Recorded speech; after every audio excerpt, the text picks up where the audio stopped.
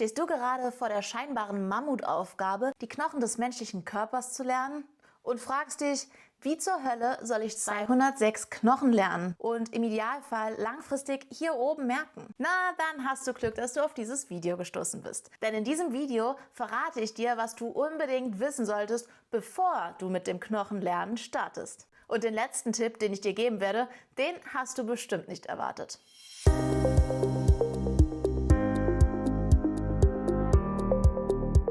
Oh Gott, 206 Knochen lernen. Das hört sich grauenvoll an. Das bedeutet ja, dass ich 206 Begriffe langfristig irgendwie hier oben ins Gehirn wandern lassen muss. Wie soll das nur funktionieren? Halt, stopp! Bevor du hier in Verzweiflung gerätst, sollten wir zu Beginn direkt mal einfach einen Perspektivwechsel einlegen und einen anderen Blickwinkel auf die Knochen. Denn wenn du dich mit dem menschlichen Körper auseinandersetzt, dann steht eins bereits fest. Die Knochen sind die absolute Grundlage in der Anatomie. Denn es gibt einen triftigen Grund, warum wir in der Anatomie mit den Knochen starten und nicht mit den Bändern oder Muskeln. Die Knochen, die bilden das Gerüst des Körpers und alle anderen Strukturen wie Bänder oder Muskeln entspringen von diesen Knochen. Andere Strukturen schlängeln sich an ihnen vorbei, wie zum Beispiel die Blutgefäße oder auch die Nerven. Es orientieren sich also ziemlich viele andere Strukturen genau an diesen Knochen. Und hieran knüpft übrigens auch der Punkt, der am allerwichtigsten ist, den du wissen solltest, bevor du mit dem Knochenlernen startest. Aber diesen Punkt heben wir uns aus guten Gründen bis zum Schluss des Videos auf. Halten wir also mal kurz fest. Ohne die Knochen wären sämtliche Strukturen ein einziges Durcheinander. Die Knochen geben deinem Körper also eine gewisse Grundstruktur. Die Knochen zu kennen, sollte also der erste Schritt sein, wenn du dich mit der menschlichen Anatomie beschäftigst. Dein Mindset sollte also nicht sein, ich muss die Knochen lernen, sondern wenn ich die Knochen verstehe, dann fällt mir alles andere viel leichter. Anstatt ich muss die Knochen lernen, sag lieber ich darf die Knochen lernen oder im Idealfall ich will die Knochen lernen. Gut, Mindset geändert. 206 Knochen bleiben aber trotz anderer positiver Einstellungen 206 Knochen, oder?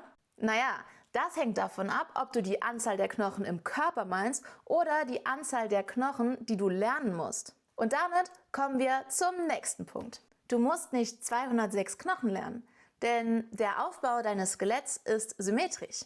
Ja, das hört sich jetzt erstmal banal und offensichtlich an, aber das zu wissen, bevor du mit dem Lernen der Knochen startest, nimmt dir schon einen wahnsinnigen Druck von den Schultern. Warum? Na, bis auf ein paar einzelne Knochen sind die Knochen in deinem Körper eigentlich auf beiden Seiten ziemlich identisch.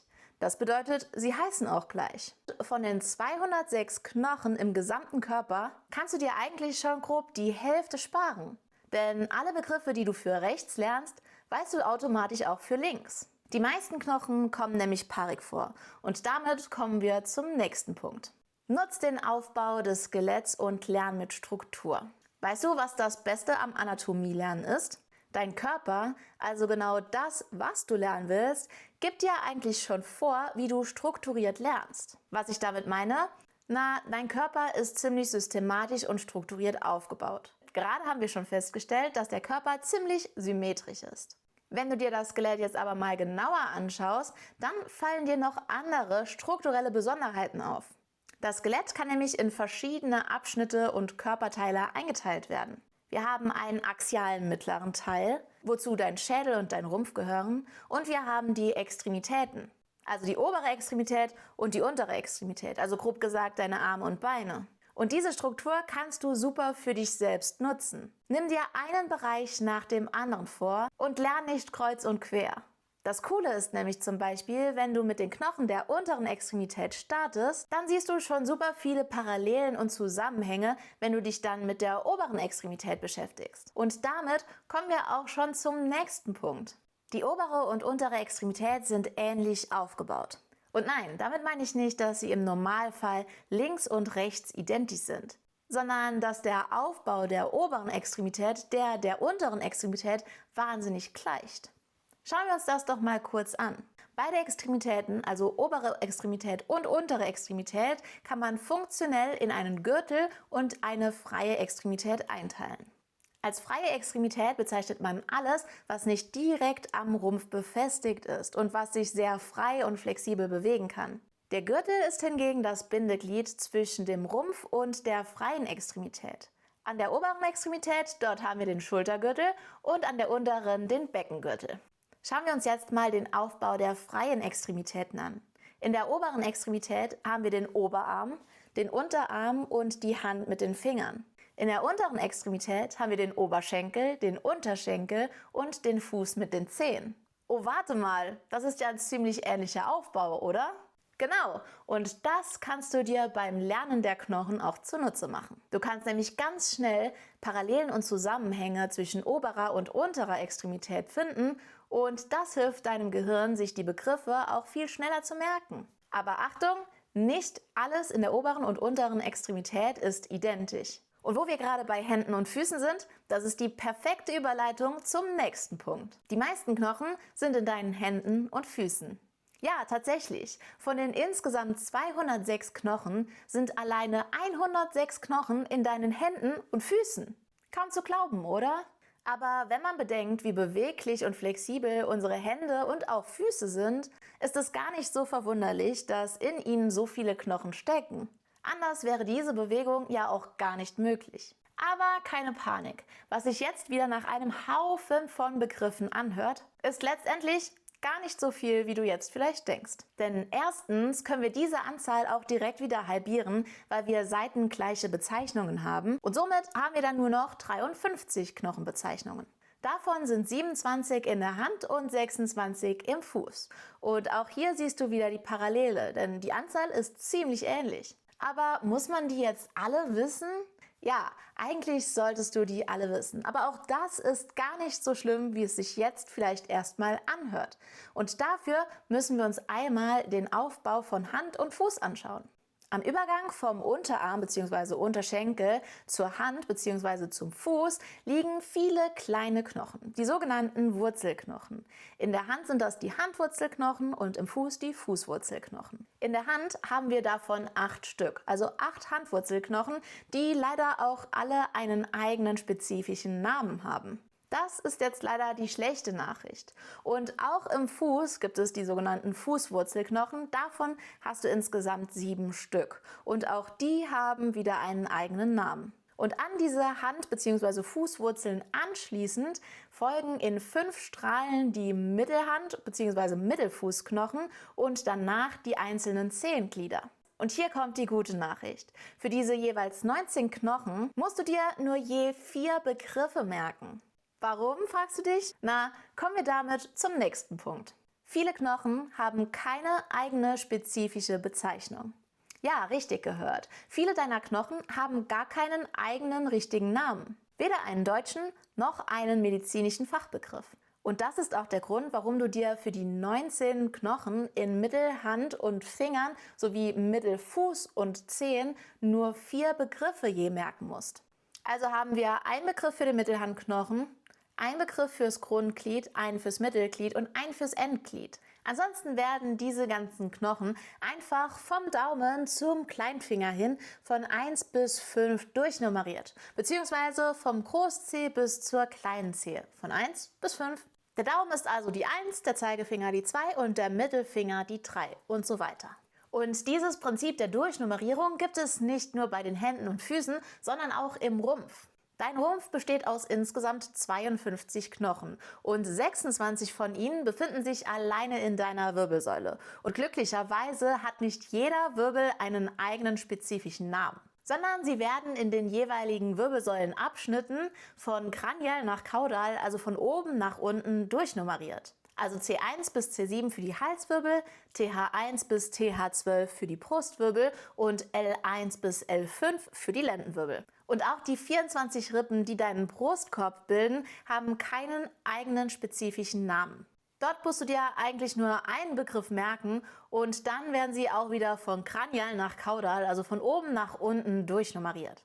Und übrigens, mehr Informationen zu den Fachbegriffen für die Lage- und Richtungsbezeichnungen und super Eselsbrücken, wie du dir diese Fachbegriffe super einfach und simpel merkst, die findest du in diesem Video hier oben. Aber wie viele Knochenbezeichnungen musst du jetzt eigentlich von den insgesamt 206 Knochen wissen? Na, ich würde sagen, gehen wir das Ganze doch mal am Skelett durch. Du hast 28 Knochen in deinem Kopf, also in deinem Schädel. Und je nachdem, wofür du Anatomie benötigst, musst du diese ganzen Knochenbezeichnungen auch gar nicht wissen. Also lassen wir sie jetzt einfach mal für unsere Rechnung am Anfang heraus. Gehen wir weiter zum Rumpf über. Wie du gerade schon gelernt hast, befinden sich in deinem Rumpf 52 Knochen. Aber wie du gerade auch schon gesehen hast, musst du hier gar nicht so viele Knochenbezeichnungen wissen. Denn hier wird ganz viel durchnummeriert. Aber wie viele Bezeichnungen für die 52 Knochen musst du jetzt können? In der Wirbelsäule befinden sich 26 Knochen, die, wie du gerade eben erfahren hast, ja in den einzelnen Wirbelsäulenabschnitten durchnummeriert werden. Nur die ersten beiden Halswirbel haben nochmal eigene spezifische Namen. Der erste Halswirbel, also C1, heißt Atlas und der zweite Halswirbel, der C2, der wird auch als Axis bezeichnet.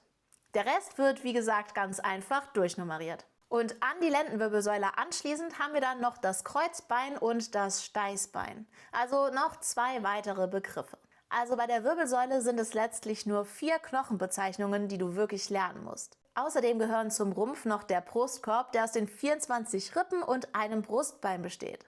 Die Rippen, die werden wieder durchnummeriert, also musst du dir quasi nur einen einzigen Begriff merken und noch einen weiteren für das Brustbein. Also haben wir insgesamt 4 Knochenbezeichnungen in der Wirbelsäule, einen für die Rippen und einen für das Brustbein. Und damit sind wir bei 6 Bezeichnungen für die Knochen des gesamten Rumpfs. Und wenn wir jetzt hier konservativ rechnen und noch die Abkürzungen für die einzelnen Wirbelsäulenabschnitte hinzunehmen, also C für zervikal, TH für thorakal und L für lumbal, dann sind wir bei insgesamt 9 Begriffen.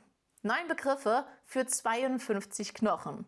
Das ist gar nicht mehr so schlimm, oder? Gehen wir jetzt weiter zu den Extremitäten. In der oberen Extremität haben wir insgesamt 64 Knochen. Und da wir hier wieder seitenidentisch unterwegs sind, können wir das direkt mal halbieren. Also 32 Knochen. Schon deutlich besser, aber es geht noch besser. Von diesen 32 Knochen stecken nämlich alleine 27 Knochen in deiner Hand. Also haben wir in der restlichen oberen Extremität nur 5 andere Knochenbezeichnungen. Das Schlüsselbein, das Schulterblatt, dein Oberarmknochen und die beiden Unterarmknochen. Das Schlimme sind jetzt aber die 27 Knochen in der Hand, oder? Nein, denn auch das ist eigentlich gar nicht so schlimm. Zugegebenermaßen, die Handwurzelknochen sind noch etwas tricky, weil die eigene Bezeichnungen haben. Aber das ist auch schon das Schlimmste an den Knochen der Hand. Denn sowohl die Mittelhandknochen als auch die ganzen 14 Fingerknochen werden einfach vom Daumen zum Kleinfinger hin von 1 bis 5 durchnummeriert. Also sind es nicht 27 Knochen, die du lernen musst, sondern 8 Handwurzelknochen und 4 Begriffe für die restlichen Knochen. Also insgesamt nur 12 Begriffe für die Hand. Und somit haben wir summa summarum 17 Begriffe in der gesamten oberen Extremität für die ursprünglichen 64 Knochen. Und ähnlich ist es auch bei der unteren Extremität. Von den insgesamt 62 Knochen in den beiden unteren Extremitäten sind es ja automatisch schon nur die Hälfte, da wir seitengleich aufgebaut sind. Also nur noch 31 Knochen. Und von diesen 31 Knochen in deiner gesamten unteren Extremität sind nur 5 Knochen außerhalb des Fußes.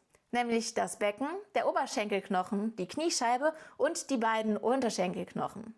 Im Fuß selbst sind dann die restlichen 26 Knochen verborgen, ähnlich wie bei der Hand. Im Fuß haben wir dann 7 Fußwurzelknochen, von denen jeder eine eigene Knochenbezeichnung hat. Und die restlichen Knochen, dafür brauchen wir wieder nur 4 Begriffe. Einen für den Mittelfußknochen, einen für das Grundglied, einen für das Mittelglied und einen für das Endglied deiner Zehen. Und sonst werden die wieder nur durchnummeriert. Und somit wären wir bei 11 Begriffen für den Fuß und nur 5 Begriffen für den Rest der unteren Extremität. Also summa summarum sind wir dann bei sage und schreibe 16 Begriffen für die ursprünglichen 62 Knochen in der unteren Extremität. Na, hast du mitgerechnet? Wie viele Knochenbezeichnungen kommen jetzt also wirklich auf dich zu? Wir haben 17 Begriffe in der oberen Extremität, 16 Begriffe in der unteren Extremität und 9 Begriffe im Rumpf. Und damit sind wir bei nur noch 42 Begriffen für die insgesamt 206 Knochen. Also fast nur noch ein Fünftel an Begriffen. Krass, oder? Und 42 Begriffe im Gegensatz zu der Horrorzahl von 206 Knochenbegriffen am Anfang ist jetzt durchaus machbar und wieder realistisch erreichbar, oder? Und wenn das gute Neuigkeiten für dich sind, dann zeig mir das doch gerne mit einem Daumen nach oben. Aber das war noch nicht der wichtigste Punkt, den du wissen solltest, bevor du mit dem Knochenlernen anfängst. Der wichtigste Punkt, und das geht jetzt vor allem an die, die Anatomie für die Ausbildung oder ihr Studium benötigen, lernen die Fachbegriffe direkt mit. Ja, ich weiß, es gibt Dinge, die will man manchmal einfach nicht hören. Aber vertrau mir wirklich, wenn ich dir sage, die Fachbegriffe arbeiten für dich und nicht gegen dich. Was ich damit meine? Naja, die Fachbegriffe für die Knochen, also diese ganzen, vor allem aus dem Lateinisch stammenden Bezeichnungen, die helfen dir eigentlich total weiter und sparen dir auch extrem Zeit. Du denkst jetzt vielleicht, ich brauche viel mehr Zeit, diese ganzen Fachbegriffe zu lernen. Wo soll mir das denn Zeit sparen? Na, vielleicht spart es dir nicht direkt Zeit, aber langfristig gesehen, wenn du dich mit anderen Strukturen des Körpers auseinandersetzt, wird dir das wahnsinnig viel Zeit sparen. Denn die Fachbegriffe der Knochen tauchen in allen möglichen Strukturen wieder auf. Holen wir uns mal ein Beispiel. Zum Beispiel der Fachbegriff für die Speiche, also der Knochen in deinem Unterarm, lautet Radius. Und dieser Fachbegriff, also der Radius, der taucht in verschiedenen Varianten in allen möglichen Körperstrukturen wieder auf. Zum Beispiel in den Knochenpunkten, der Processus styloideus radii oder die Fossa radialis. Und das sind nur ein paar der möglichen Knochenpunkte. Aber nicht nur in den Knochenpunkten kommen diese ganzen Fachbegriffe der Knochen nochmal vor, sondern zum Beispiel auch in den Muskeln, im Musculus brachioradialis oder zum Beispiel im Musculus extensor carpi radialis longus oder seinem kleinen Bruder, dem Musculus extensor carpi radialis brevis. Und auch in den Gelenken kommen die Fachbegriffe der Knochen wieder und wieder vor. Zum Beispiel haben wir hier im Falle des Radius das Articulatio humero-radialis, also das Gelenk zwischen deinem Oberarmknochen, dem Humerus, und der Speiche, dem Radius. Oder aber das Articulatio radiocarpalis, das ist die Fachbezeichnung für dein Handgelenk. Und auch in den Bändern kommen die Fachbegriffe für die Knochen andauernd wieder vor. Und das hilft dir sogar, denn in den Bändern verrät dir das sogar den Verlauf des Bandes meistens. Aber nicht nur in den expliziten Strukturen des Bewegungssystems tauchen die Fachbegriffe der Knochen auf, sondern zum Beispiel auch in den Gefäßen. Zum Beispiel die Arteria radialis oder die Vena radialis, also die Arterie und die Vene. Und auch die Nerven orientieren sich ganz oft an den Knochen. Zum Beispiel haben wir hier auch den Nervus radialis. Von dem hast du vielleicht auch schon mal gehört. Ich denke, das Prinzip ist ziemlich klar. Was dir das ganze Beispiel hier eigentlich nur zeigen soll, ist, dass wenn du die Fachbegriffe der Knochen direkt mitlernst, dass du wahnsinnig viel Zeit später bei allen weiteren Strukturen sparst. Du weißt zum Beispiel bei allen eben genannten Strukturen, dass sie sich im Bereich des Unterarms bei der Speiche befinden müssen. Du kannst also direkt schon unbekannte Strukturen grob zuordnen. Mega cool, oder? Lass also die Fachbegriffe mit der Zeit für dich arbeiten. Denn mit der Zeit erkennst du all die kleinen Bausteine wieder. Und genau das ist der absolute Gamechanger bei den medizinischen Fachbegriffen. Und wenn du mehr über die medizinischen Fachbegriffe erfahren willst, dann schnapp dir doch gerne mein kostenloses E-Book Anatomisch gesprochen. Dort erkläre ich dir die Logik hinter den medizinischen Fachbegriffen, wie sie aufgebaut und zusammengesetzt sind und wie du sie mit ein paar einfachen Tipps und Tricks ganz einfach entschlüsseln kannst. Den Link dazu findest du unten in der Videobeschreibung. Also, fassen wir das Wichtigste nochmal zusammen, was du wissen solltest, bevor du anfängst, die Knochen zu lernen. Die Knochen sind die absolute Grundlage in der Anatomie. Alles Weitere baut darauf auf. Nicht nur strukturell, sondern auch namentlich, wie du ja jetzt vorhin gesehen hast. Die Knochen geben dir bereits eine Grundstruktur zum Lernen. Nutz also den Aufbau des Skeletts und lern nicht kreuz und quer. Der Aufbau des gesamten Skeletts ist ziemlich symmetrisch und deine obere und untere Extremität ähneln sich extrem. Das zu wissen, spart dir enorm viel Zeit und hilft dir dabei, Ähnlichkeiten und Zusammenhänge zu sehen. Und das wiederum liebt dein Gehirn, um Informationen zu speichern. Die meisten Knochen befinden sich in deinen Händen und Füßen, aber davon musst du nur einen Bruchteil an Begriffen lernen. Denn ein Großteil der Knochen hat gar keinen eigenen spezifischen Namen, sondern wird einfach durchnummeriert. Zum Beispiel deine Finger, die Wirbelsäule oder auch die Rippen. Und abschließend der wichtigste Tipp, bevor du die Knochen lernst: Lern die Fachbegriffe der Knochen direkt mit. So, ich hoffe, du bist jetzt besser gewappnet und vorbereitet, um die ganzen Begriffe für die Knochen zu lernen. Und vielleicht siehst du nach diesem Video ja auch ein Licht am Ende des Tunnels. Wenn dir das Video gefallen hat und dir die Angst vor den Knochenbezeichnungen genommen hat, dann zeig mir das doch gerne mit einem Daumen nach oben und schick es auch gerne deinen Anatomie-Lern-Buddies, damit die auch ein bisschen entspannter an die Anatomie herangehen können. Ansonsten bleib gesund und neugierig und dann sehe ich dich im nächsten Video wieder. Ciao!